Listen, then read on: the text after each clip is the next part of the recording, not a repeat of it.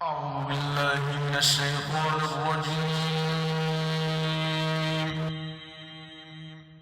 قل إن كنتم تحبون الله فاتبعوني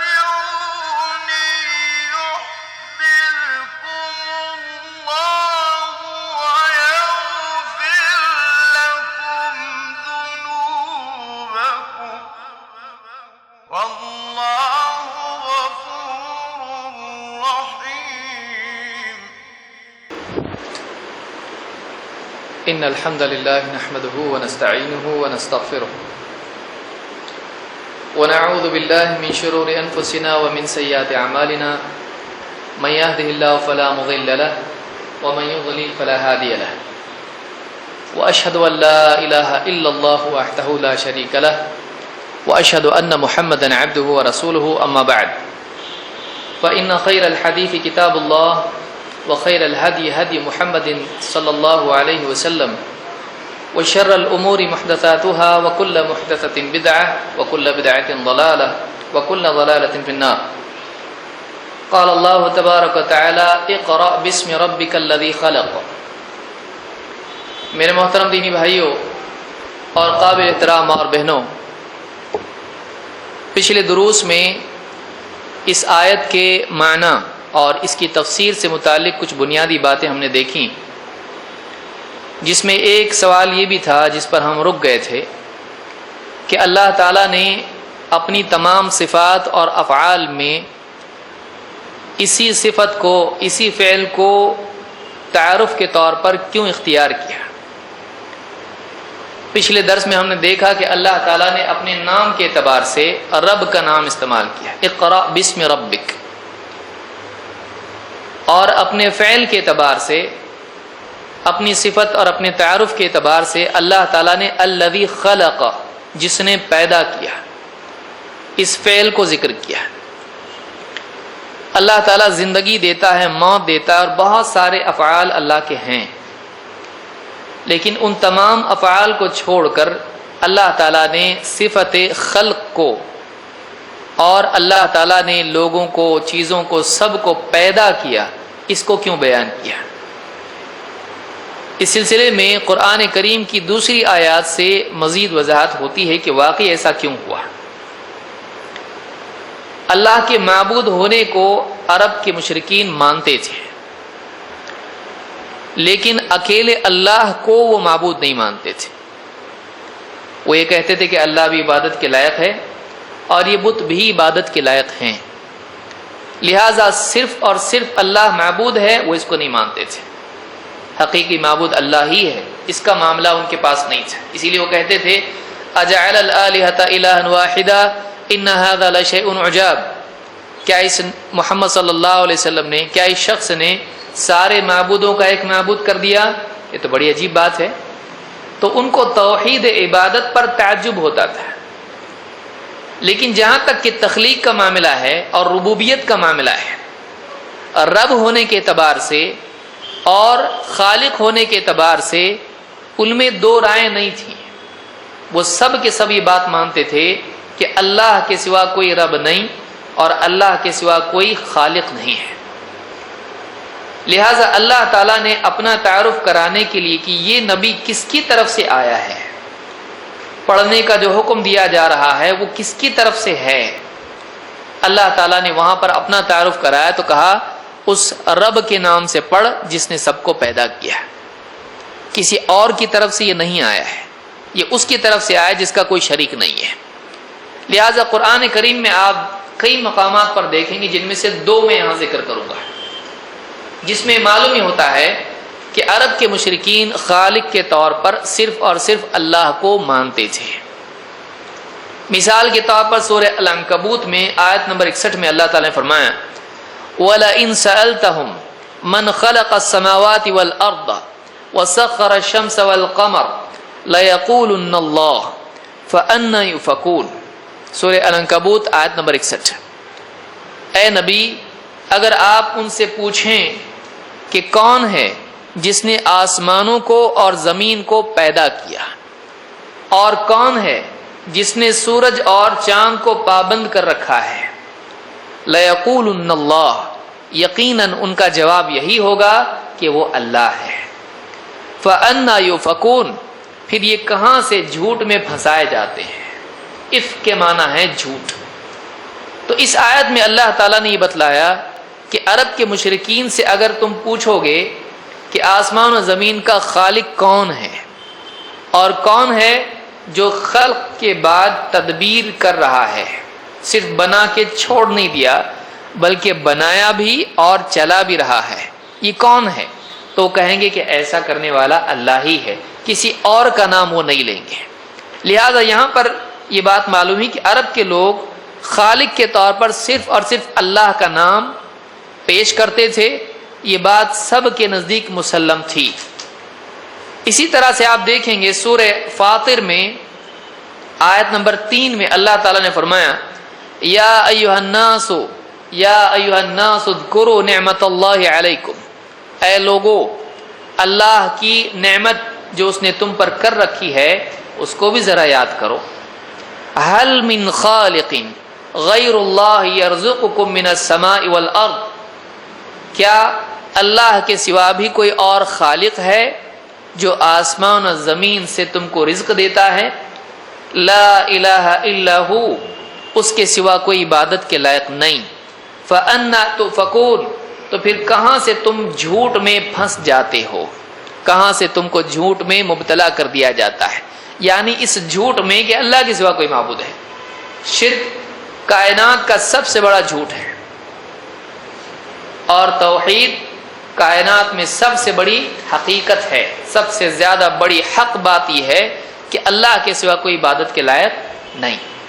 تو اللہ تعالیٰ نے یہاں پر بھی کہا کہ اے لوگو اللہ کی نعمت جو اس نے تم پر کر رکھی ہے اس کو یاد کرو۔ اور دو باتیں اللہ نے ذکر کی، پچھلی آیت میں تخلیق اور تدبیر کا ذکر تھا، اس آیت میں تخلیق اور رزق دینے کا ذکر ہے۔ اللہ نے کہا اللہ کے سوا بھی کوئی خالق ہے جو آسمان و زمین سے تم کو رزق دیتا ہے، یعنی اس نے تم کو پیدا کر کے چھوڑ نہیں دیا، زندگی دے کے تم کو یوں ہی چھوڑ نہیں دیا، بلکہ زندگی دینے کے بعد زندگی کے باقی رکھنے کے ذریعے رزق بھی تم کو عطا کیا۔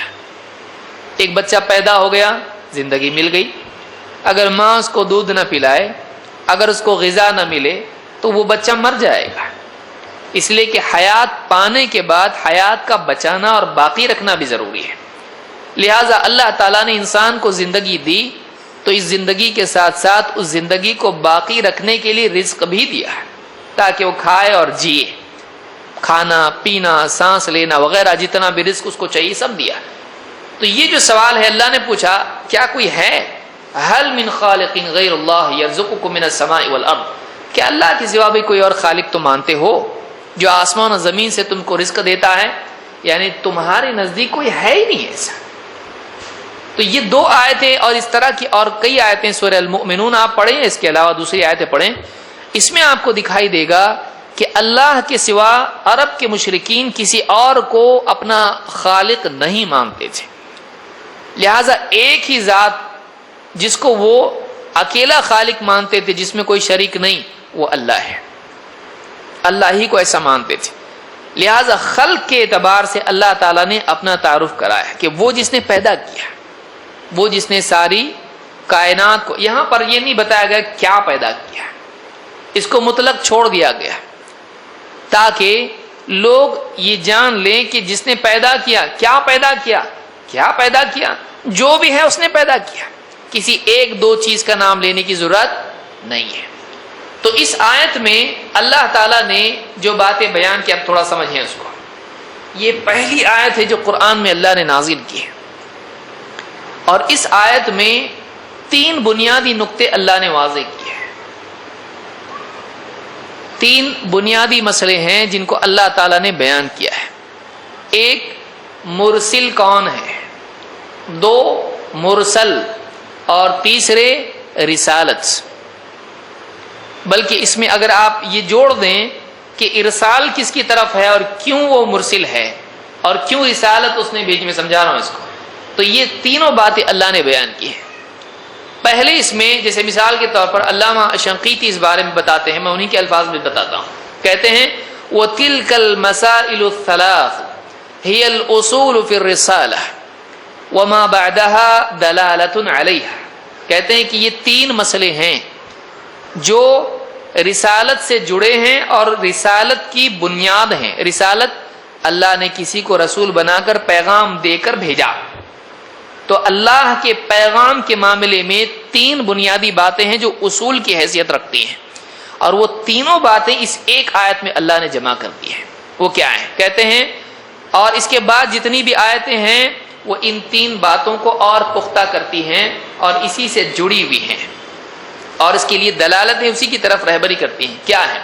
کہتے ہیں فَالْأَمْرُ بِالْقِرَاءَةِ تَكْلِيفٌ لِتَحَمُّلِ الْوَحْيِ، کہتے ہیں کہ اللہ نے جو حکم دیا اقرا، پڑھ، کیا پڑھ؟ قرآن پڑھ۔ قرآن کیا ہے؟ اللہ کا کلام ہے، اس میں کیا ہے؟ بندوں کے لیے رہبری ہے، یہ اللہ کی طرف سے پیغام ہے کہ کیا مانے کیا نہ مانے، کیا کرے کیا نہ کرے۔ تو اللہ کا جو میسج ہے یہ نبی کو دے کر کہا گیا پڑھ، اس میں نبی صلی اللہ علیہ وسلم کو رسالت کی ذمہ داری دی جا رہی ہے۔ تو یہ کیا کہتے ہیں؟ فَالْأَمْرُ بِالْقِرَاءَةِ تَكْلِيفٌ لِتَحَمُّلِ الْوَحْيِ، یعنی اللہ تعالیٰ نے نبی صلی اللہ علیہ وسلم کو وحی کا حامل بنایا اور آپ پر ذمہ داری ڈالی کہ آپ کو یہ پیغام پہنچانا ہے، پڑھ۔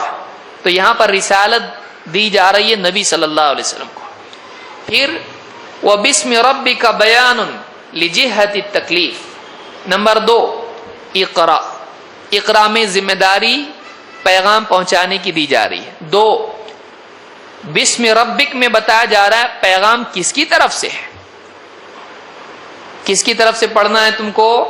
رب کی طرف سے۔ اپنے دل سے تم کسی کا پیغام نہیں پہنچا رہے ہو، کچھ بنا کے آپ پیش نہیں کر رہے ہو، یہ کسی بادشاہ کا پیغام نہیں ہے، کسی بندے کا، کسی شاعر کا کلام، کاہن کا کلام نہیں ہے، بلکہ یہ کس کے نام سے ہے؟ بسم ربک، اللہ کے رب کے نام سے پڑھنا ہے۔ تو یہ پیغام آیا کس کی طرف سے؟ جس کو آپ مرسل کہیں گے۔ محمد صلی اللہ علیہ وسلم کیا ہیں؟ مرسل، اور اللہ کون ہے؟ مرسل۔ تھوڑا سا فرق ہے لیکن فرق کتنا بڑا ہے۔ مرسل کا مطلب جس کو بھیجا جائے، مرسل بھیجنے والا۔ تو اس دوسرے اس میں بسم ربک میں بتایا جا رہا ہے کہ بھیجنے والا کون ہے، یہ پیغام آیا کس کی طرف سے؟ وہ جو تمہارا رب ہے، وہ جس نے تم کو پیدا کیا، تمہارے لیے سارے رزق کا انتظام کیا اور ساری کائنات کا نظام چلا رہا ہے، جو تمہارا مالک ہے، رب میں وہ سب آ جاتا ہے۔ تو دوسرے اس میں بتایا جا رہا بسم ربک میں کہ بھیجنے والا وہ رب ہے۔ نمبر 3 کہتے ہیں والذی خلق تدلیل لتلک الجہہ، اور کہتے ہیں کہ یہ جو رسالت کی ذمہ داری ہے 2 اعتبار سے، ایک تو کس کی طرف ہے؟ بندوں کی طرف ہے کہ وہ خالق ہے، اس نے پیدا کیا، اور یہ اس اعتبار سے بھی ہے کہ وہ تمہارے وجود کا مالک ہے، لہٰذا اس نے تم کو رسالت اور پیغام اپنا بھیجا ہے، اسی کا حق ہے کہ وہ تم کو حکم دے، اسی کا حق ہے کہ اس کی بات پر تم چلو، کیونکہ تم کو پیدا کرنے والا وہ ہے۔ جیسے قرآن میں اللہ نے فرمایا الا یعلم من خلق، کیا وہی تمہارے بارے میں نہیں جانے گا جس نے پیدا کیا؟ دنیا کے اعتبار سے بھی آپ غور کریں، کسی چیز کو بنانے والا اس کی ساری تفصیل کو جانتا ہے۔ ایک چھوٹی سی مشین آپ دیکھیں، گھڑی دیکھیں یا کوئی اور چیز دیکھیں، اس کا مینوفیکچر کرنے والا، اس کو پیدا کرنے والا زیادہ جانتا ہے۔ اللہ تو ساری کائنات کو پیدا کرنے والا خالق ہے۔ وہ یہاں کا مینوفیکچر کرنے والا کیسا ہوتا ہے؟ یہاں وہاں سے چیزیں جما کے بناتا ہے۔ اللہ ایسا نہیں ہے، اللہ نے ساری چیزوں کو خود پیدا کیا، کسی سے کچھ لے کے نہیں بنایا۔ اللہ تعالیٰ نے اپنے طور پر بنایا۔ بدیع السماوات والارض، آسمان و زمین کا عدم سے وجود میں لانے والا ہے۔ تو اللہ تعالیٰ پیدا کرنے والا ہے، لہٰذا اسی کا حق ہے، وہی جانتا ہے کہ بندوں کا فائدہ کس میں، نقصان کس میں ہے۔ لہٰذا یہاں بتایا گیا کہ وہ خالق ہے تمہارا، اس نے رہبری بھیجی ہے، وہ جانتا ہے زیادہ تمہارے بارے میں، تمہارا بھلا کس میں، تمہارا برا کس میں ہے، لہذا اس کی بات ماننا زیادہ ضروری ہے. لہذا کہتے ہیں والذی خلق تدلیل لتلک الجہہ ای الرسالہ والرسول والمرسل مع الدلیل المجمل. کہا کہ اس ایک آیت میں تینوں چیزیں آ گئی. بھیجا کس کو جا رہا ہے؟ محمد صلی اللہ علیہ وسلم کو. اقرا، حکم کسی اور پہ نہیں آیا، حکم کس کی طرف آیا؟ محمد صلی اللہ علیہ وسلم. رسپانسبلٹی پہنچانے کی، پڑھنے کی کس کو مل رہی ہے؟ محمد صلی اللہ علیہ وسلم کو. اس میں اشارہ ہے کہ آپ رسول ہو، آپ کو چنا گیا. دو، اقرا، پڑھو. کیا پڑھو؟ قرآن. اس میں بتایا گیا کہ یہ پیغام اللہ کا ہے، آپ پر ذمہ داری ہے. بسم ربک، رب کے نام سے پڑھو. بھیجنے والا کون ہے؟ رب ہے. الذی خلق، اس کی بات کیوں ماننا چاہیے اور اس کی بات کیوں واقعی قابل تسلیم ہے. الذی خلق، اس نے پیدا کیا، یعنی اس نے پیدا کیا، وہ سب جانتا ہے تمہاری ضرورتوں کو، لہذا اس کی بات مانو. اس نے پیدا کیا، وہ تمہارا مالک ہے، تمہارا وجود اس کے حکم کا محتاج ہے. وہ حکم نہیں دیتا تم وجود میں نہیں آتے. لہذا وہ مالک ہونے کے اعتبار سے بھی اور تمہاری خیر و شر جاننے کے اعتبار سے بھی اس بات کا حقدار ہے کہ تم اس کی رہبری کو قبول کرو. اب بتائیے ایک آیت میں اللہ نے سب کچھ بیان کیا. اسی لیے ابن تیمیہ رحمۃ اللہ علیہ فرماتے ہیں اور تقریباً مفسرین نے کہا واقعی یہ 5 آیتیں ہی قرآن کی شروعات کی حقدار تھی، جس میں اتنا سب کچھ اللہ تعالیٰ نے بیان کر دیا. ایک دم اقرا بسم ربک الذی خلق، ختم. اتنا چھوٹا ہے لیکن ایک آیت میں کتنا بڑا میسج آ گیا. ٹھیک ہے، آئیے آگے بڑھتے ہیں، دوسری آیت پہ آتے ہیں. خلق الانسان من علق، پیدا کیا انسان کو علق سے. دیکھیے اقرا بسم ربک الذی خلق، خلق الانسان من علق. خلق پھر آیا پہلی آیت میں، دوسری آیت شروع ہو رہی تو پھر اسی پچھلی بات کو جاری رکھتے ہوئے آگے بڑھ رہے ہیں، لیکن اب عموم سے خصوص کی طرف آ رہے ہیں. پہلے اللہ نے بیان کیا پیدا کیا، چھوڑ دیا، کس کو پیدا کیا نہیں بتایا، سب کو پیدا کیا ہے. لیکن اب سب کو پیدا کرنے کے بعد ایک خاص مخلوق کی پیدائش کا ذکر کیا جا رہا ہے اور اس کی پیدائش کی شروعات بھی بیان کی جا رہی. آگے میں بتاؤں گا علقہ کیوں، نطفہ کیوں نہیں. سب کو پیدا کیا میں تو انسان بھی تو آ گیا نا، لیکن الگ سے انسان کو ذکر کیا جا رہا ہے. کیوں؟ علماء کہتے ہیں کہ یہ عموم کے بعد خصوص ہے اور بہت سی جگہ قرآن میں اللہ تعالیٰ نے اس کو ذکر کیا ہے. مثلا سورہ البقرہ میں آیت نمبر 98 میں اللہ تعالیٰ فرماتا ہے من کان عدوا للہ وملائکتہ ورسلہ وجبریل ومیکال فإن اللہ عدو للکافرین. جو کوئی دشمن ہو اللہ کا اور اس کے فرشتوں کا اور اس کے رسولوں کا اور جبریل اور میکائیل کا، تو اللہ تعالیٰ خود بھی کافروں کا دشمن ہی ہے. اللہ تو خود کافروں کا دشمن ہے، وہ کیا اللہ سے دشمنی کریں گے، اللہ ان کا دشمن ہے. اب یہاں غور کریں، اللہ نے فرمایا جو اللہ کا دشمن ہے فرشتوں کا دشمن ہے، اور نام آگے 2 آ رہے ہیں، کون سے؟ جبریل اور میکائیل، دونوں نام اس کو دونوں طرح سے اس کو بولا جا سکتا ہے. حدیثوں میں میکائیل بھی آیا ہے. تو جبریل اور میکائیل کون ہیں؟ یہ بھی تو فرشتے ہیں، لیکن اللہ نے عموم میں بتا دیا جو فرشتوں کا دشمن ہے تو اس میں جبریل میکائیل بھی آ جاتے ہیں، لیکن الگ سے ان کا نام کاٹ کے بیان کیا جا رہا ہے خصوصی طور پر. کیوں؟ ان کے شرف کی وجہ سے، ان کی اہمیت کی وجہ سے، کہ یہ خاص طور سے ان کا، اور یہ کلام کا طریقہ ہوتا ہے اور قرآن میں آپ کو ملے گا اور حدیثوں میں بھی ملے گا. جیسے مثال کے طور پر اللہ نے بیان کیا وَالْعَصْرِ إِنَّ الْإِنسَانَ لَفِي خُسْرٍ إِلَّا الَّذِينَ آمَنُوا وَعَمِلُوا الصَّالِحَاتِ وَتَوَاصَوْا بِالْحَقِّ وَتَوَاصَوْا بِالصَّبْرِ. قسم زمانے کی انسان خسارے میں ہے، گھاٹے میں ہے. کون گھاٹے میں نہیں ہے؟ إِلَّا الَّذِينَ آمَنُوا، سوائے ان لوگوں کے جو ایمان لائے، وَعَمِلُوا الصَّالِحَاتِ اور نیک اعمال کرتے رہے، وَتَوَاصَوْا بِالْحَقِّ وَتَوَاصَوْا بِالصَّبْرِ اور ایک دوسرے کو حق بات کی وصیت کرتے رہے، ایک دوسرے کو صبر کی وصیت کرتے رہے. حق کی وصیت کرنا اور صبر کی وصیت کرنا خود ایک نیک عمل ہے، جو کہ وہ عامل الصالحات میں آ سکتا تھا، آ جاتا ہے، لیکن اللہ تعالیٰ نے کہا ایمان لائے، نیک عمل کرتے رہے اور حق بات کی، صبر کی وصیت کرتے رہے۔ سچائی کی وصیت کرنا، تلقین کرنا، نصیحت کرنا، یہ بھی اچھا کام ہے، وہ آ جاتا ہے، لیکن اللہ نے اس کی اہمیت کے پیش نظر اس کو الگ بیان کیا۔ یہ کلام کا طریقہ ہوتا ہے کہ آدمی عموم کو ذکر کر کے خصوص کو بیان کرتا ہے اس کی اہمیت کی وجہ سے۔ جیسے کوئی آدمی کہے آپ سب آنا ہاں اور زید کو لانا، تو زید اس میں آ گیا، سب میں زید آ گیا، لیکن تأکید کی وجہ سے کہا جاتا ہے کہ اس کو بھی ضرور لانا۔ تو یہ عموم میں سے خصوص بیان کیا جاتا ہے اس کی اہمیت کے پیش نظر۔ انسان واقعی اہم مخلوق ہے، اس لیے کہ اللہ تعالیٰ نے قرآن کریم میں فرمایا وَمَا خَلَقْتُ الْجِنَّ وَالْإِنسَ إِلَّا لِيَعْبُدُونَ، میں نے جنات اور انسانوں کو اپنی عبادت کے لیے پیدا کیا ہے۔ تو انسان دوسری مخلوقات سے الگ ہے، اس لیے کہ باقی گائے، بیل اور جتنے بھی جنگلی جانور ہیں اور چونٹی اور شہد کی مکھی، مکوڑے، کیڑے جتنے بھی ہیں یہ مخلوق ہیں، لیکن ان کی حیثیت انسان جیسی نہیں ہے۔ انسان مکلف ہے۔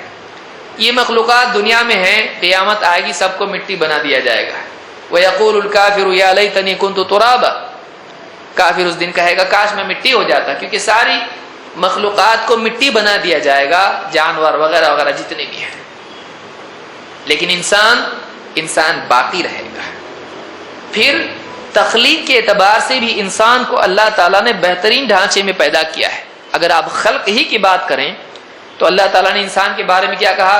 لَقَدْ خَلَقْنَا الْإِنسَانَ فِي أَحْسَنِ تَقْوِيمٍ، انسان کو ہم نے خلقنا الانسان، ہم نے انسان کو بہترین ڈھانچے میں پیدا کیا ہے۔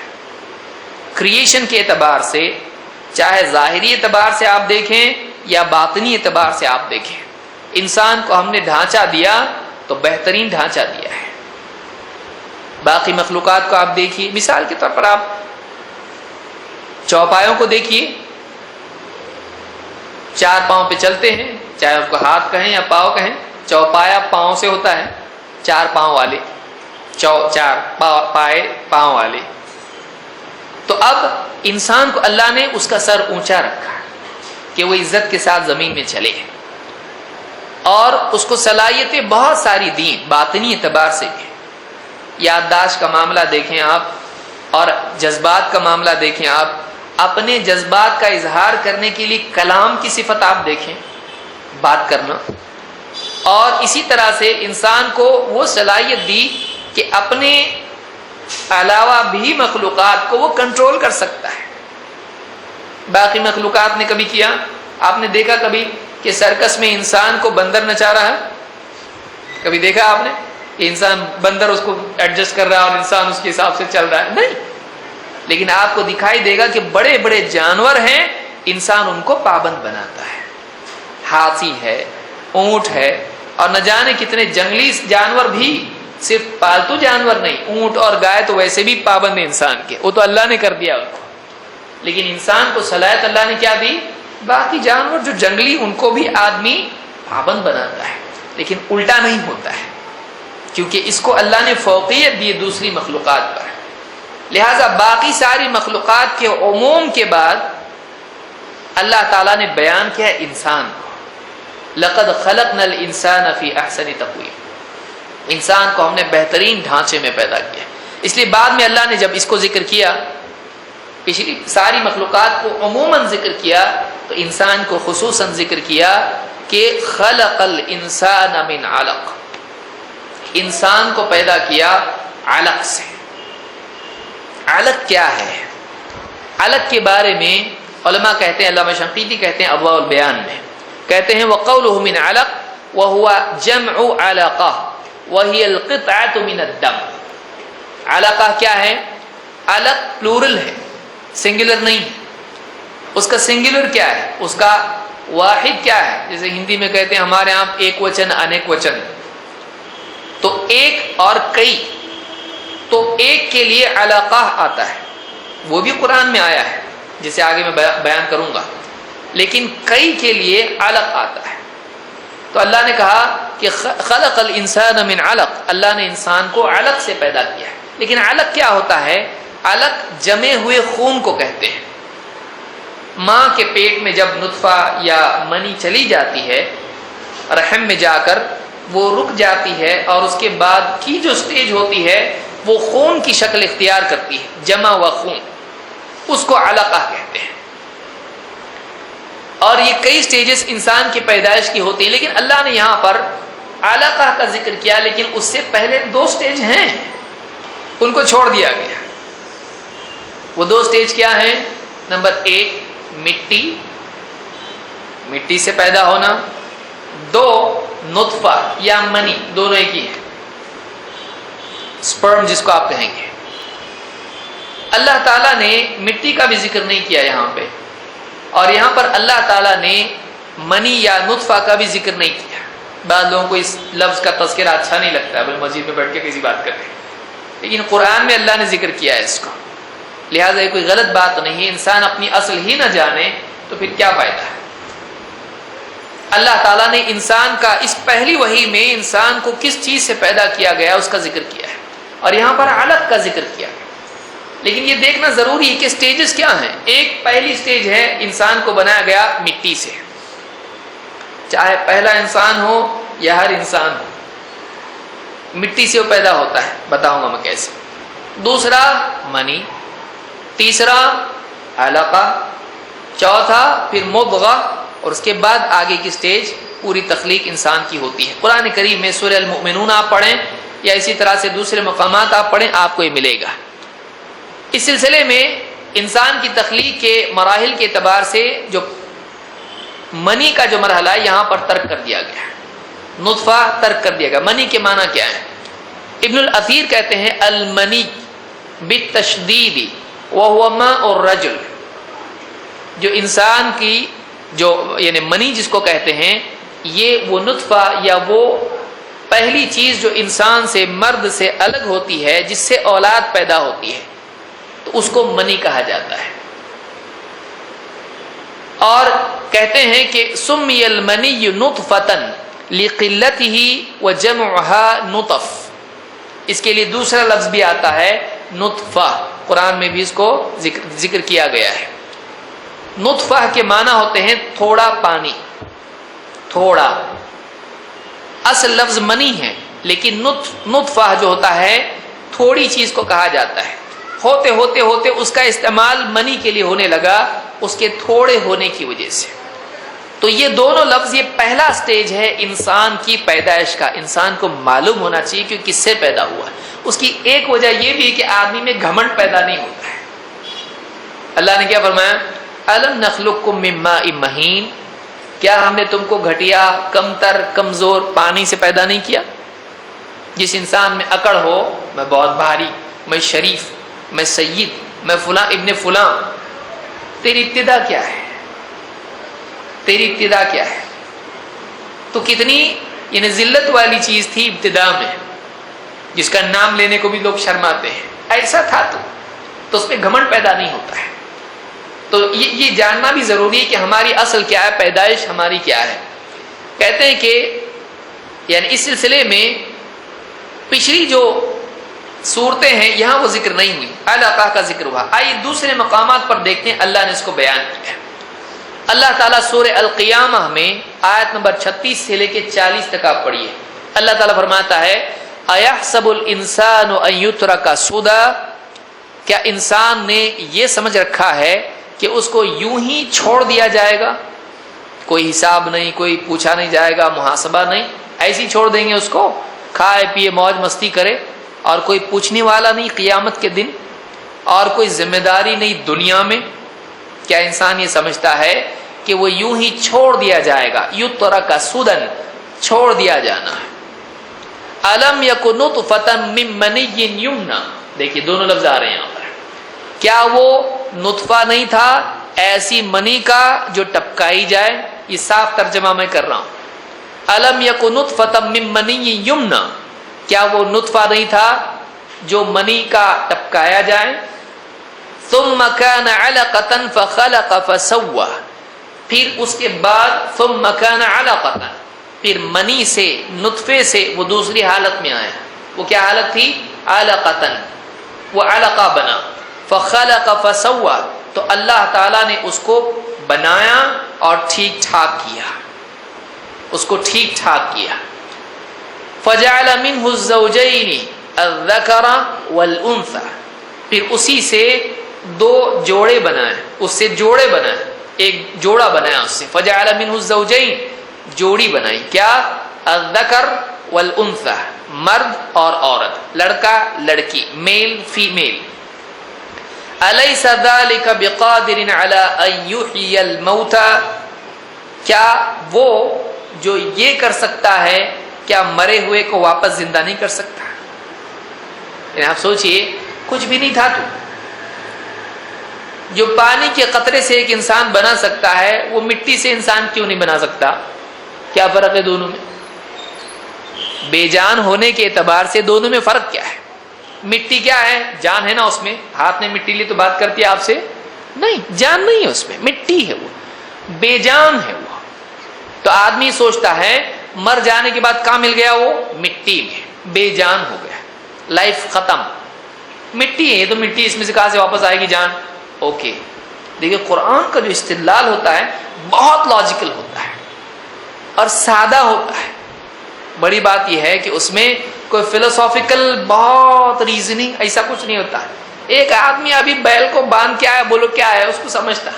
سادہ ایک دم، سادی بات ایک دم.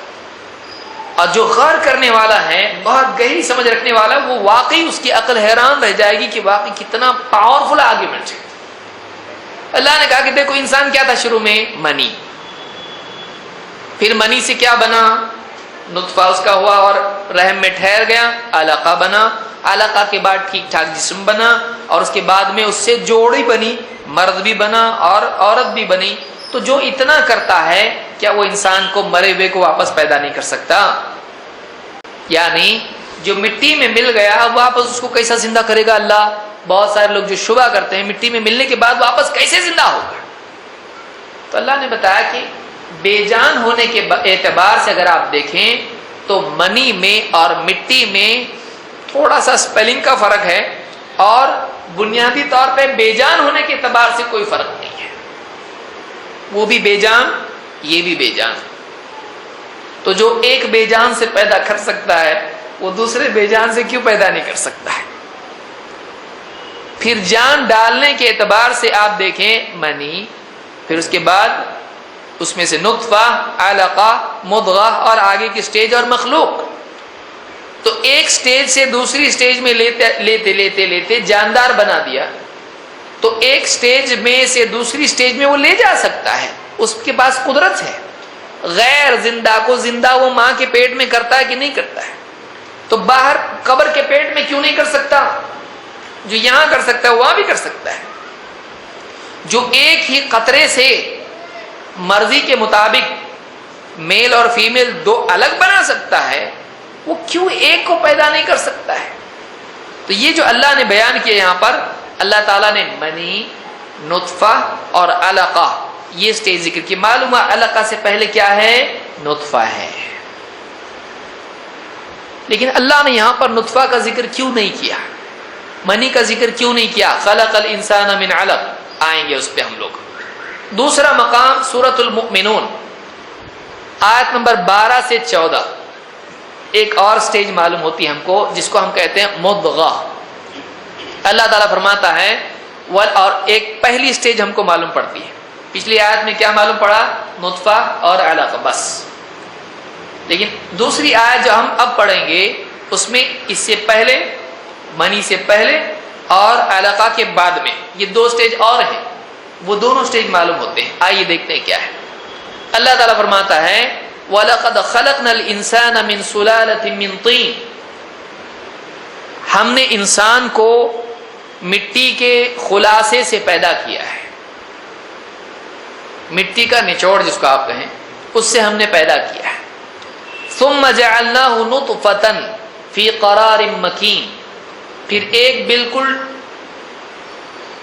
قرار کے ساتھ پڑے رہنے کی جگہ پر ہم نے اس کو روکے رکھا. اس کے لیے ایک ایسی جگہ بنائی جہاں پر وہ ٹکا رہے، پڑا رہے. ثم خلقنا النطفة علقة، پھر ہم نے نطفے سے علقہ بنایا، فخلقنا العلقۃ مضغہ، اور پھر اس کے بعد ہم نے علقہ سے مضغہ بنایا. دیکھیے اور ایک سٹیج معلوم پڑی ابھی. مٹی سے پیدا کیا نطفہ، نطفہ سے علقہ، علقہ سے مضغہ، فخلقنا المضغۃ عظاما، پھر ہم نے مضغہ سے اگلی سٹیج پیدا کی، ہڈیاں پیدا کی. فکسونا العظام لحما، اور ہم نے اس کے بعد کیا کیا، فکسونا العظام لحما، تو ہم نے ہڈیوں کو گوشت چڑھایا، ہڈیوں پر کیا دیا، گوشت. ثم انشأناه خلقا آخر، یہ جملہ بہت عمدہ ہے. ثم انشأناه خلقا آخر، تو ہم نے اس پچھلے کو بالکل ایک نئی چیز بنا دیا.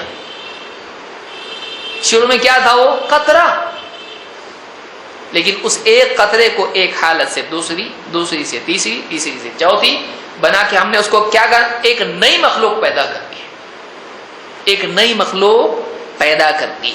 ثم انشأناه خلقا آخر فتبارک اللہ احسن الخالقین. بڑا برکتوں والا ہے وہ اللہ جو بہترین پیدا کرنے والا ہے. اس کو جتنا بھی غور کریں اتنا ایمان بڑھتا ہے. یعنی یہاں بتایا جا رہا ہے ایک حالت سے دوسری، دوسری سے تیسری، تیسری تم کو ڈائریکٹ بھی پیدا کر سکتا تھا، لیکن اللہ یہاں پر بتا رہا ہے اللہ تم کو جس حال میں چاہے ڈھال دے، اس کی مرضی، تمہاری مرضی نہیں. تو اب مرنے کے بعد جب زمین میں مل جاؤ گے وہ پھر ایک حال میں تم کو ڈالے گا، اس کی مرضی، تمہاری کہاں مرضی چلتی ہے. ماں کے پیٹ میں جب تمہاری مرضی نہیں چلی، نہ باپ کا کنٹرول، نہ ماں کا کنٹرول، نہ تمہارا کوئی کنٹرول، نہ چاہت، تو پھر قبر کے پیٹ میں جا کے تمہارا کیا کنٹرول چلے گا، تمہاری کیا مرضی چلے گی. کسی کی مرضی نہیں چلتی ہے، اللہ کی مرضی چلتی ہے. وہ جس صورت میں چاہے تم کو ڈال دے، اس کی مرضی چلتی ہے. تو ان آیات میں اللہ تعالیٰ نے اپنی خلاقیت کو ذکر کیا ہے، اور اللہ نے بتایا کہ سٹیجز کیا ہیں. مٹی، پہلا انسان کیسے بنا، مٹی سے. اللہ تعالیٰ نے آدم علیہ السلام کو کیسے بنایا، ڈائریکٹلی مٹی سے، علقہ مضغہ کچھ بھی نہیں، ڈائریکٹ مٹی.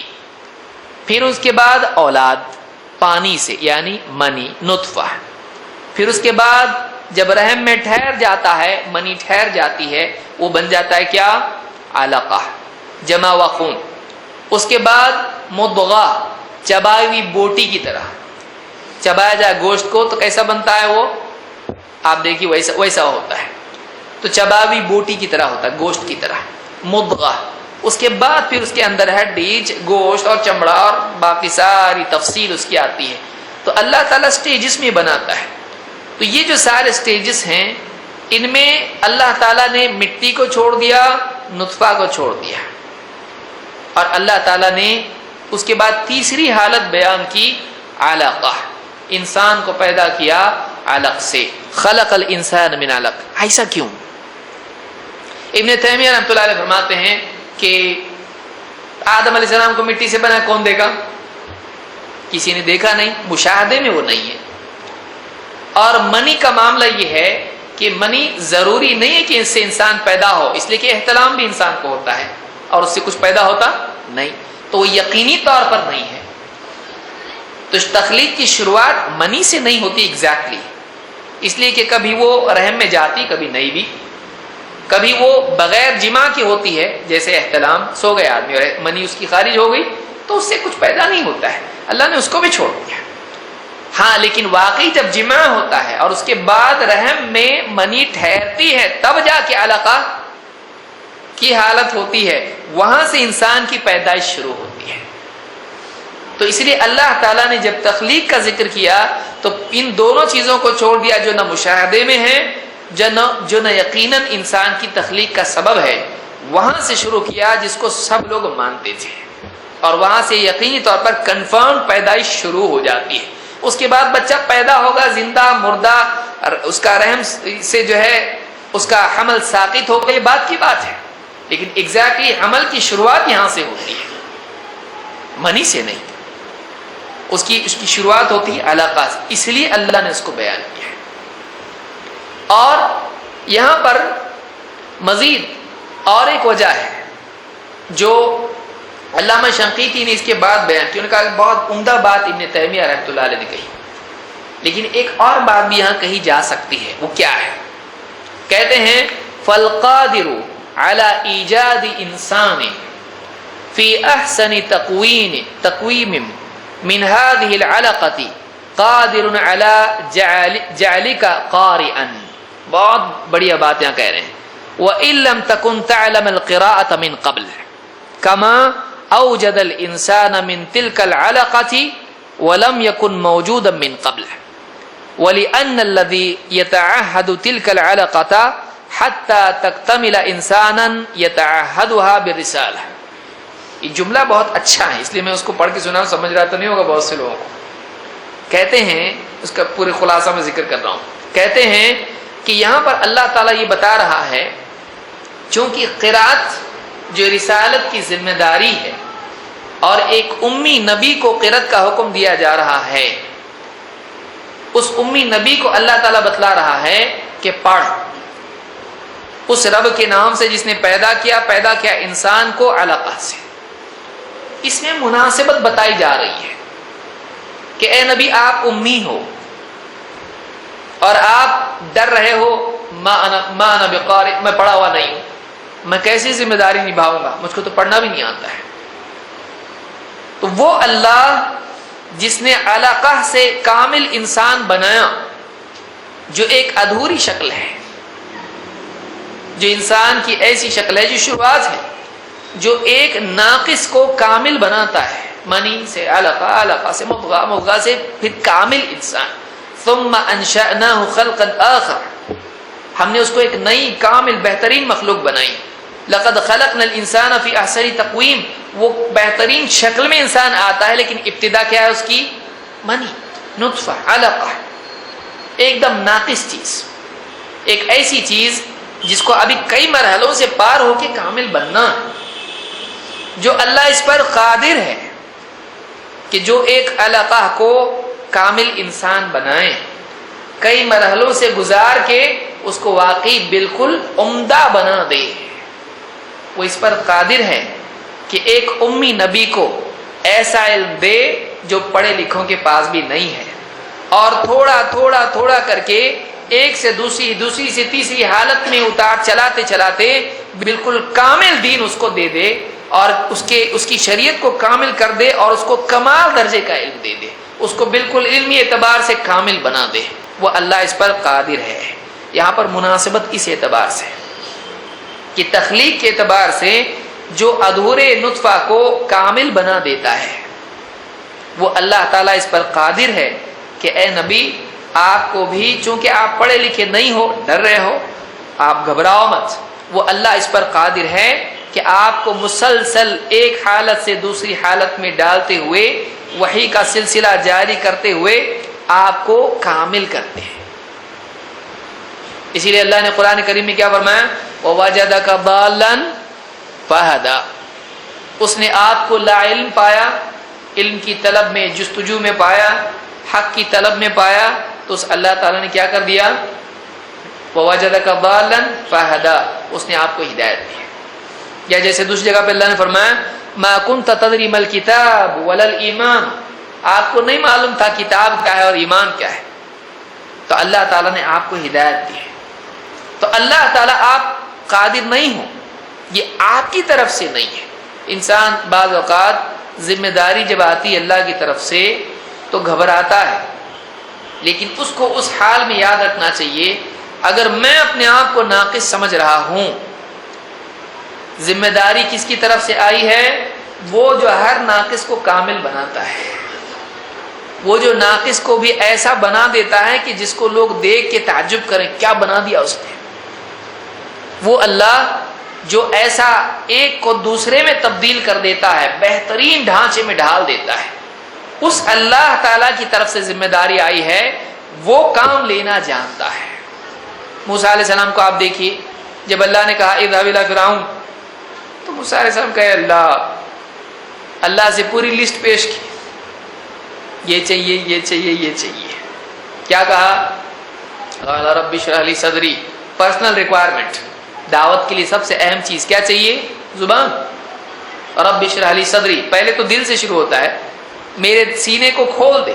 نمبر 2 زبان، بات کرنے کے لیے سینہ چاہیے کھلا ہوا، مضبوط، ایک دم ڈٹا ہوا آدمی، جمع ہوا، کام کی ذمہ داری کے لیے ریڈی اندر سے۔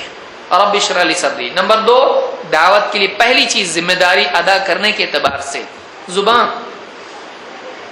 واحلل عقدۃ من لسانی، کہ میرے کام کو میرے لیے آسان کر اور میری زبان کی گرہ کو کھول دے۔ اللہ تعالیٰ نے ساری چیزیں عطا کر دی، سینہ کھول دیا، کام آسان کر دیا، زبان کی گرہ کھول دی، اور میرے ساتھ ایک ساتھ دینے والا، وجعل لی وزیرا من اہلی ہارون اخی، میرا بھائی ہارون میرے ساتھ، اس کو میرا کیا کر، سپورٹر بنا، معاون بنا، وزیر بنا۔ اللہ نے سب کچھ دے دیا۔ قال قد اوتیت سؤلک یا موسیٰ، اے موسیٰ جو بھی تجھ کو چاہیے سب ہم نے دے دیا۔ وَلَقَدْ مَنَنَّا عَلَيْكَ مَرَّةً أُخْرَى، اس سے پہلے ہم تجھ پہ بہت احسان کر چکے ہیں، ایک اور پچھلی مرتبہ، مرتن اخرى جو کہا گیا پچھلے کے لیے ہے۔ تو اللہ تعالیٰ نے موسیٰ علیہ السلام کو بھی سب کچھ دے دیا، زبان کی گرہ اللہ نے کھول دی، ان کو بات کرنے لائق بنایا۔ تو وہ اللہ جو ناقص کو کامل بناتا ہے، نطفے سے کامل انسان بناتا ہے، آپ گھبرائیے مت، آپ اپنے بارے میں ڈریے مت، گھبرائیے مت کہ میں کیسے کر سکوں گا۔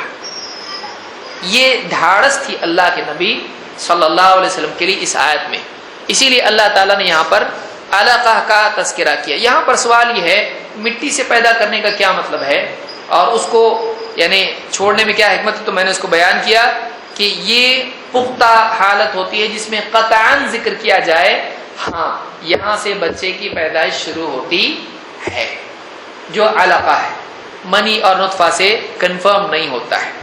اور مٹی کا کیا، مٹی سے پیدا کیا کیسے، 2 اعتبار سے، ایک اس اعتبار سے کہ براہ راست آدم علیہ السلام مٹی سے پیدا کیے گئے، لیکن سلالۃ من طین کی تفسیر میں علماء نے بات کہی ہے کہ اگر غیر آدم کو بھی دیکھا جائے تو وہ بھی مٹی سے پیدا ہوتا ہے، اس اعتبار سے کہ انسان کی جو یعنی غذا ہوتی ہے وہ مٹی سے ہوتی ہے۔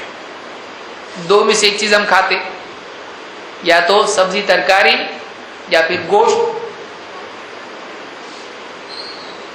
گوشت جن جانوروں کا ہوتا ہے وہ بھی کیا کھاتے، مٹی، نہیں مٹی کھاتے، کوئی تو کھاتا، آپ مٹی کھاتے بھائی، نہیں کھاتے، مٹی کی دوسری شکل کھاتے آپ سمجھ رہے ہیں۔ جو پھل آتے ہیں، جو اناج آتا ہے، وہ کہاں سے آتا، آسمان سے کہاں سے آتا؟ وہی سوچ رہے سب لوگ کہ بھائی کچھ نیا بتا رہے کیا آج۔ ایک کسان زمین میں بیج ڈالتا ہے، چاہے وہ فصل اناج کی ہو یا پھر پھل کی ہو، زمین میں بیج ڈالتا ہے، اور زمین اس بیج کو، اتنا سا بیج وہ ہے، اس کو لیتی ہے اور اس میں سے پودا نکلتا ہے، پیڑ بنتا ہے، اور اس میں سے شاخیں نکلتی ہے، اور اس میں سے پھل بنتا ہے۔ وہ سارا ڈیٹا کہاں سے آ رہا اس کا، وہ مٹیریل کہاں سے آ رہا اس کا، وہ سارا مٹیریل کہاں سے لے رہی، زمین سے وہ پودا لے رہا ہے۔ تو گویا کہ وہی مٹی کو پیڑ بغیر کسی آواز کے کنورٹ کرتا ہے پھل میں، یہی ہے نا، بغیر کسی آواز۔ اب کوئی مشین ایسی ہے، مٹی لا کے ڈال رہے اس میں پھل بن کے نکل رہے، ایک دم ٹیسٹی وہ بھی، بتائیے کچھ ہے؟ اچھا اس میں سے نیکسٹ جنریشن نکل رہی ہے، اس میں بیج بھی ہے کہ کھا کے ختم ہوگا، ارے بچ گیا، اب نیکسٹ ٹائم کیسا پیدا کریں گے، نہیں، اس میں سے بیج بھی ہے۔ کیسا آپ دیکھیے اللہ تعالیٰ ہے کہ آپ کو اللہ نے زمین میں مٹی میں آپ نے ڈالا بیج، اس بیج نے آپ کو پھل دیے، مٹی کو تبدیل کیا پھل کی صورت میں۔ تو گویا کہ وہ سارے پھل بھی مٹی ہیں، گویا کہ کیا واقعی مٹی ہے، اور اناج نکلا وہ بھی مٹی ہے۔ زمین نے آپ کو اناج دیا، وہ مٹی بن کے نکلا، مٹی کی صورت بدلی، مٹی ہی ہے وہ۔ پھر گائے آئی، بکری آئی، اونٹ آیا، اس نے کیا کھایا، اس نے وہ مٹی کھائی۔ پھر آپ آئے، چھری لے کے بسم اللہ واللہ اکبر، آپ نے وہ کھایا تو پہلے مٹی تھی، مٹی کو جانور نے کھایا، مٹی کو ڈائریکٹ آپ نے نہیں کھایا، الحمدللہ۔ یا تو آپ نے اناج کھایا یا تو اناج کو کھانے والے کو کھایا، تو آخر میں آپ دیکھیں گے آپ مٹی کھا رہے ہیں۔ پھر وہ مٹی آپ نے کھائی، وہ آپ کے جسم میں جا کے خون بنا، اس خون سے منی بنی، نطفہ بنا، اور پھر اس سے نسل بنی۔ تو گویا کہ کہیں سے بھی جائیں آپ، وہ شروعات جو بننے کے لیے ہے اصل کہاں ہے؟ مٹی ہے۔ بلکہ ایک سائنسداں نے انسان کے جسم میں کاربن یہ وہ سب جتنا ہوتا ہے سب کا ٹوٹل کیا، تو اس زمانے میں کچھ سالوں پہلے، 10 سال پہلے، وہ تقریباً $6.5 کا ہوا۔ کاربن کتنا، یہ فلانا مٹیریل کتنا ہوتا ہے باڈی کے اندر، کاربن میجر ہمارا جو بنا ہوا ہے وہ کاربن ہے۔ تو ساری چیزوں کا اس نے کیمیکل جو بھی آدمی کے جسم میں ہوتے ہیں لیبورٹری کے حساب سے اس نے کتنے میں ملتا بھائی بازار میں، ٹوٹل مارا تو $6.5 کا آدمی ہے ہی۔ آج ہو سکتا ہے $10 کا، $20 کا، $100 کا ہو بھائی۔ تو وہ ساری چیزیں کہاں ملتی ہیں؟ مٹی، کاربن مٹی میں ہوتا ہے۔ تو یہ انسان بیسیکلی بنا ہوا بھی مٹی اور پانی، دو چیزیں اس کے جسم کے ایلیمنٹس میں، اور اگر اصل بھی دیکھی جائے تو مٹی ہے۔ یا تو اصل آدم علیہ السلام مٹی، ان کی اولاد پانی۔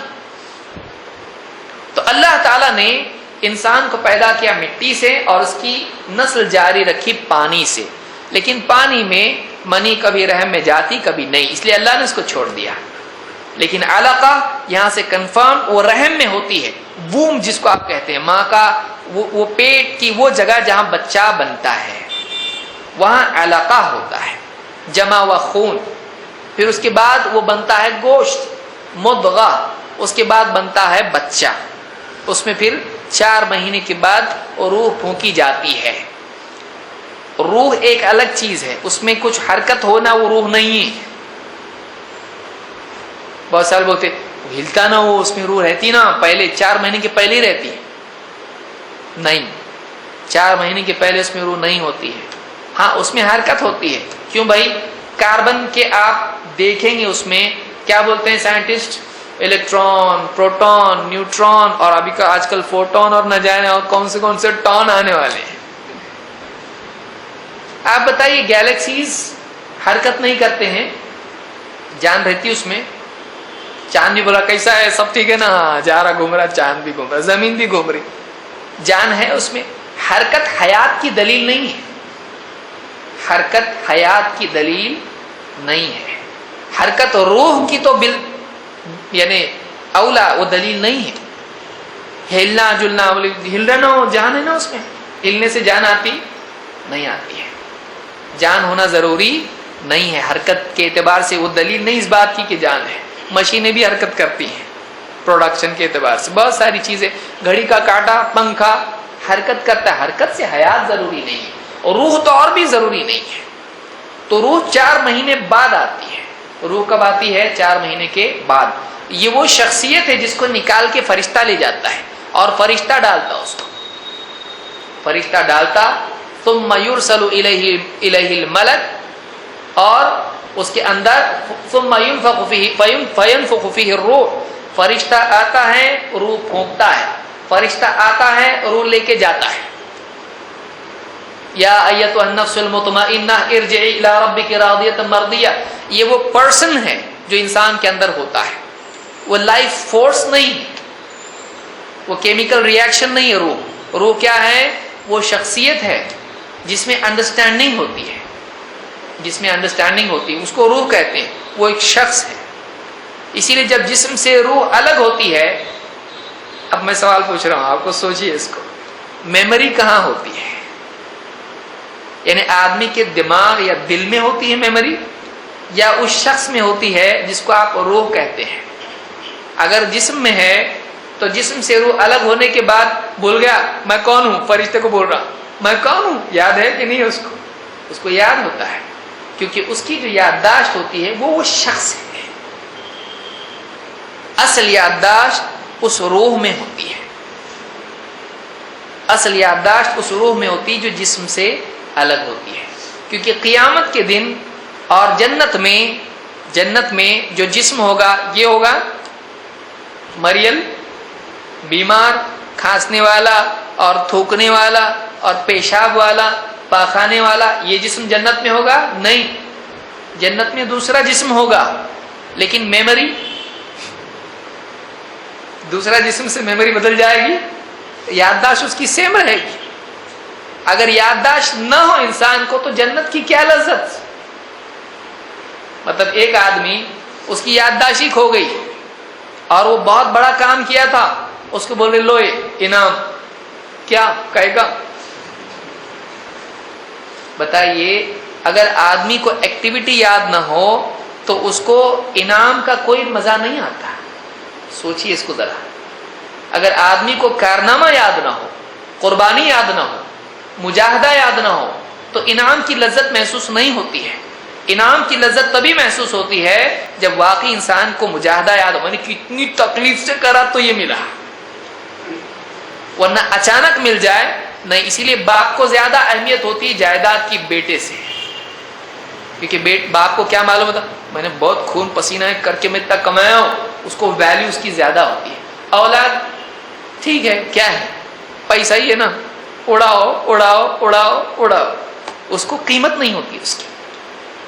تو روح جو ہوتی ہے یہ وہ شخص ہے جو انسان، اصل انسان وہ ہے۔ اسی لیے خطاب کس سے ہے؟ خطاب جسم سے نہیں ہے، اے جسم چھوڑ اس روح کو، نہیں، خطاب کس سے ہے؟ یا ایتھا النفس المطمئنہ۔ اللہ خطاب کس سے کر رہا ہے؟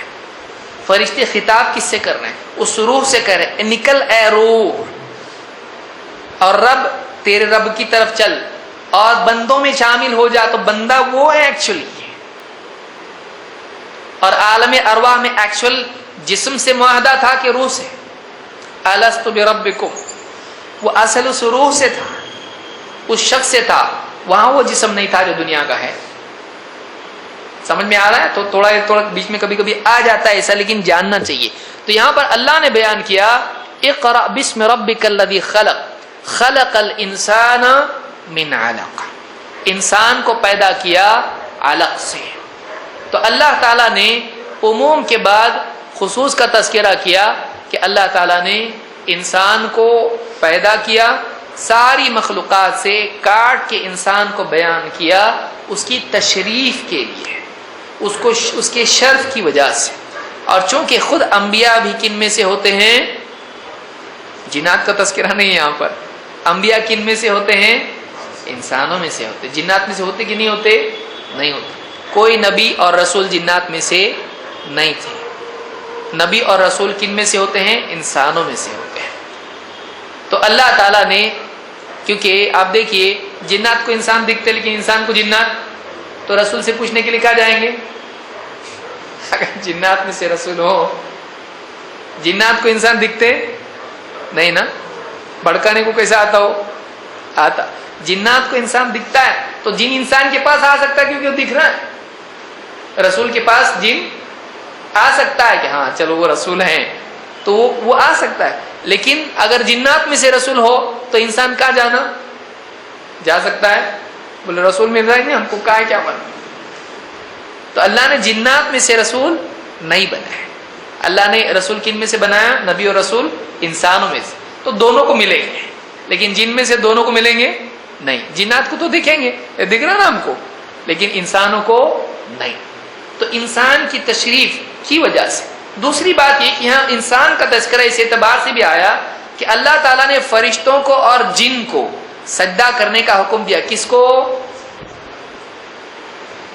آدم علیہ السلام کیا تھے؟ انسان، لیکن ابلیس کیا تھا اور ہے؟ جن۔ تو اللہ تعالیٰ نے فرشتے اور جنات کو حکم دیا کہ وہ کیا کریں؟ سجدہ کریں آدم علیہ السلام کو۔ تو ان کے مقابلے میں فضیلت کس کو دی گئی؟ انسان کو۔ تو جن کے مقابلے میں انسان کیا ہے؟ زیادہ افضل ہے۔ اللہ تعالیٰ نے فضیلت انسان کو دی ہے، اللہ تعالیٰ نے فضیلت انسان کو دی ہے، اور اس اعتبار سے بھی کہ رسالت کو اللہ تعالیٰ نے انسانوں میں رکھا۔ جنات میں عموماً شرارت کا پہلو غالب ہوتا ہے، سارے جن برے نہیں ہوتے ہیں، لیکن ایز اے کریشن جنات میں کیا ہوتا ہے؟ شرارت کا پہلو زیادہ ہوتا ہے، اور ہسٹری پوری بتاتی ہے. آج کل بھی آپ جا کے دیکھیے تو انسان کسی جن میں جاتا نہیں، لیکن جنات جا کے کیسا مٹھائی کا ٹوکرا لاؤ، ستارا اٹھا کے پٹک رہا. انسان عموماً نہیں کرتا، بیچارہ غریب آدمی ستا بھی تو ایسا نہیں ستاتا ایک دم.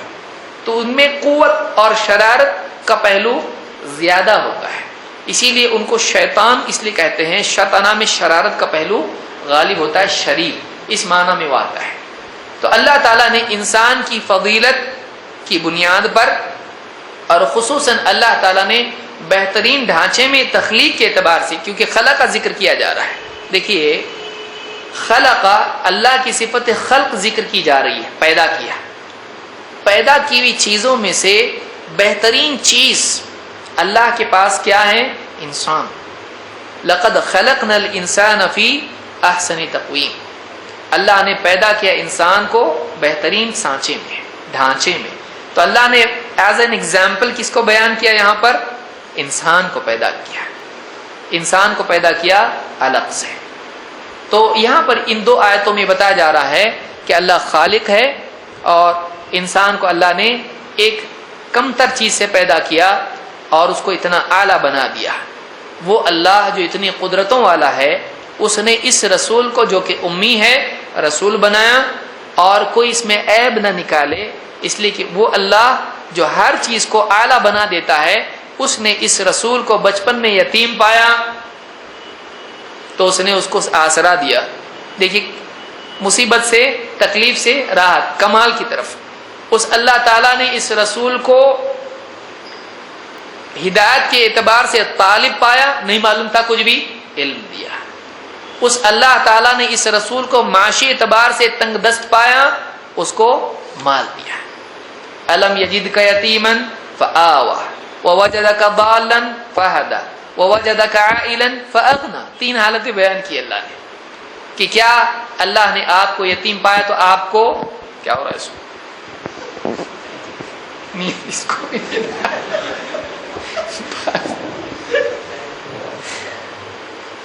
تو ہائٹ ہو گئی ہے ایک دم. جب مائی کے سامنے کا سو جائے گا اور ایگزیکٹلی ویسے ہی ہوا ہو جیسے آدمی بیٹھے بیٹھے ایسا ہو جاتا. اللہ اکبر. تو بس کر رہا ہوں میں 5 منٹ، بس مشکل سے 2 منٹ میں بتا دیتا ہوں کہ وہ اللہ جس نے رسول کو پرورش کے اعتبار سے یتیم پایا، کوئی پرورش کرنے والا نہیں، جس کو آپ سروائیول کہیں گے، اس کے لیے اللہ تعالیٰ نے اس کو ایسا سہارا دیا جس سے وہ واپس اپنے کمال کی طرف جائے اور بالغ بنے، اور اس کی ساری تربیت اور نگرانی ہو، نگہداشت ہو. اور وہ اللہ جس نے علمی اعتبار سے، دینی اعتبار سے، زندگی کے مقصد کے اعتبار سے اس رسول کو ہدایت کی طلب میں لا علم پایا تو اس نے ہدایت دی، علم دیا. اور وہ اللہ جس نے دنیاوی ذمہ داریوں کے اعتبار سے، دیکھیے ایک دنیا ایک دین، دونوں بیان کیا اللہ نے. دینی اعتبار سے ہدایت دی، دنیاوی اعتبار سے بڑی ضرورت کیا ہے؟ مال. ہر چیز مال ہو تو مل جاتی ہے. وَوَجَدَكَ عَائِلًا فَأَغْنَى، کہ اس نے تم کو تنگ دست پایا، بیوی بچوں والا اور جو بھی ذمہ داریوں والا پایا، اور پریشان معاشی اعتبار سے تنگ دست پایا، اس نے آپ کو کیا کر دیا؟ دل اور مال دونوں اعتبار سے غنی کر دیا. تو اللہ تعالیٰ کے ہاں ادنا سے اعلیٰ کی طرف آپ ساری کریشن میں دیکھیں گے، ادنا سے اعلیٰ کی طرف آپ کو دکھائی دے گا. ہر چیز میں آپ کو دکھائی دے گا. بیج سے پیڑ، نطفے سے انسان، اور چھوٹی انڈے سے مرغی. اب وہ سوال مت پوچھیے کہ پہلے کیا تھا، لیکن عموماً آپ دیکھیے انڈا جو ہے اس کے اوپر مرغی بیٹھتی ہے، اس میں سے اللہ تعالیٰ چوزا نکالتا ہے، بچہ چھوٹا پیٹ میں بکری کی بڑا بن کے نکلتا ہے. تو ایسی کئی چیزیں آپ دیکھیں گے. قطرہ اوپر جاتے ہیں، بارش آتی ہے، اور بارش کے قطروں سے اللہ تعالیٰ، مٹی سے اللہ پھل پیدا کر، اللہ ناقص سے اعلیٰ کو پیدا کرتا ہے. تو یہاں بتایا گیا کہ انسان کو الگ سے پیدا کیا، نقص سے کمال کی طرف لے جانا اللہ کی ذمہ داری. اب گھبرائیے مت، آپ ڈریے مت، نہیں معلوم کچھ بھی کیسا کروں گا میں. پہنچائیے، آپ پڑھ کے سنائیے، وہ اللہ آپ کو کامل بنائے گا. اور اللہ نے کیا، الیوم اکملت لکم دینکم واتممت علیکم نعمتی. تو اللہ نے دین کو کامل کیا. رسول صلی اللہ علیہ وسلم کو ایک مرحلے سے دوسرے مرحلے میں وَلَلْآخِرَةُ خَيْرٌ لَكَ مِنَ الْأُولَىٰ، بعد والا دور آپ کے لیے پہلے سے اعلیٰ ہے، بہتر ہے، چاہے دنیاوی اعتبار سے دیکھیں، دنیا اور آخرت کو جوڑ کے دیکھیں. تو یہ آیت بتا رہی ہے نبی کو اس میں دھاڑس بھی ہے کہ آپ کو اللہ تعالیٰ رہبری دے گا اور کمال درجے میں پہنچائے گا. اللہ تعالیٰ آپ کو کمال درجے میں پہنچائے گا. اس میں اللہ کے نبی کو بھی دھاڑس ہے، لہٰذا اللہ تعالیٰ نے انسان کا تذکرہ یہاں پر کیا اور الگ کا ذکر یہاں پر کیا. اگلے درس میں ہم دیکھیں گے کہ اقرأ وربک الاکرم کے کیا معنی ہے، اور الذی علم بالقلم علم الانسان ما لم يعلم. ان آیتوں کی تفصیل انشاءاللہ ہم اگلے درس میں دیکھیں گے. اقول هذا واستغفر الله لي ولکم.